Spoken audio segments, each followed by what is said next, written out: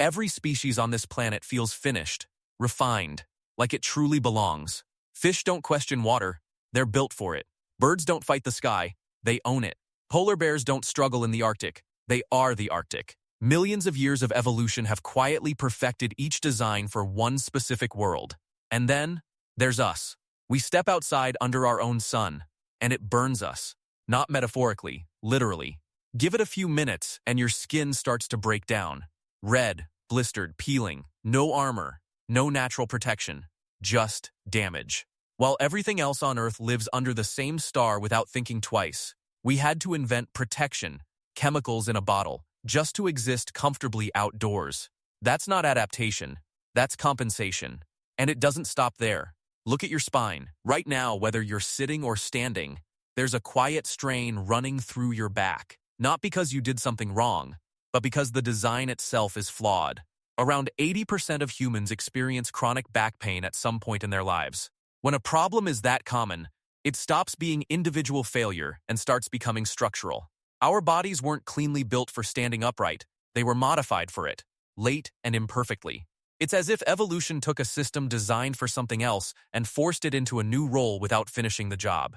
Other upright animals like kangaroos and ostriches don't collapse under their own weight. Their bodies are stable. Ours feel patched together. Then there's childbirth. For most species, birth is difficult. For humans, it's dangerously close to catastrophic. Our babies' heads are so large they barely fit through the birth canal. Before modern medicine, childbirth was one of the leading causes of death for women. Not rare, not unusual, but expected. Think about that. A species whose own reproduction process routinely kills it. A horse gives birth, and within an hour the newborn stands, walks, survives. A human baby can't even hold its own head up. It arrives unfinished, fragile, dependent, completely helpless for years. No other creature comes into the world this unprepared. It's as if we're not syncing properly with the system we're born into. Then there's the immune system, your body's defense network. Its job is simple: protect you.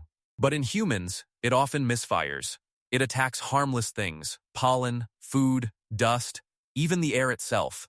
Around a third of the global population has allergies, meaning your own biology is treating the environment like a threat. That's not just inefficiency, that's misalignment.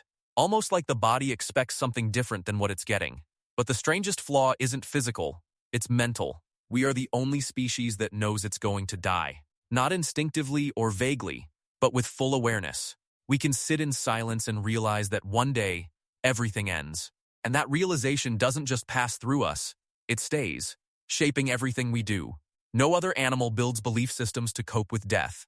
No other species creates philosophy, religion, or meaning just to survive the idea of not existing. But we do. We've built entire civilizations around that single question. What happens when this is over? From an evolutionary standpoint, it makes little sense. Awareness is useful, but existential dread doesn't help you hunt or survive. If anything, it breaks you. So why do we have it? Why are we conscious enough to feel that something is wrong, but not enough to understand what? And then there's our relationship with the planet itself. Every organism on Earth fits into a system: predators, prey, plants, decomposers. It's a loop, balanced and self-sustaining. Each part supports the others, except us. We don't integrate into ecosystems, we disrupt them. We cut forests faster than they regrow, poison water, alter the atmosphere, and push species to extinction without slowing down. That's not how native species behave. That's how invasive species behave. Organisms introduced into an environment they weren't designed for, with no natural balance or built-in limits, just consumption, expansion, and damage. So the question begins to form. What if we feel out of place because we are?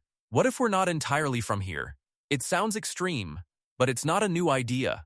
In 1973, Francis Crick, one of the scientists behind discovering how DNA works, proposed something unexpected.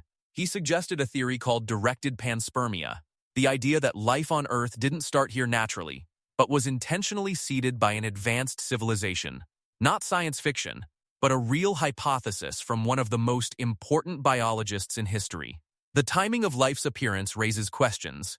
Earth formed about 4.5 billion years ago, and life shows up around 3.8 billion years ago.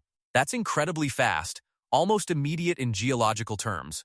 The planet was barely stable, still bombarded by debris and cooling from chaos. Yet, life began almost as soon as conditions allowed it. Then there are meteorites, like the Murchison meteorite, found carrying amino acids, the building blocks of life. Not one or two, but dozens. Organic chemistry drifting through space. And we know life can survive extreme conditions. Tiny organisms like tardigrade can endure vacuum, radiation, and freezing temperatures, conditions far beyond Earth. Life, it turns out, is more portable than we once believed. It doesn't necessarily stay where it starts. But here's where things shift, because modern science does have explanations for most of our weirdness. Back pain exists because we only started walking upright relatively recently, about 6 million years ago, and evolution hasn't fully optimized it yet. Sunburn happened because we lost body hair to regulate heat while running long distances. Bare skin helped us survive, but at a cost.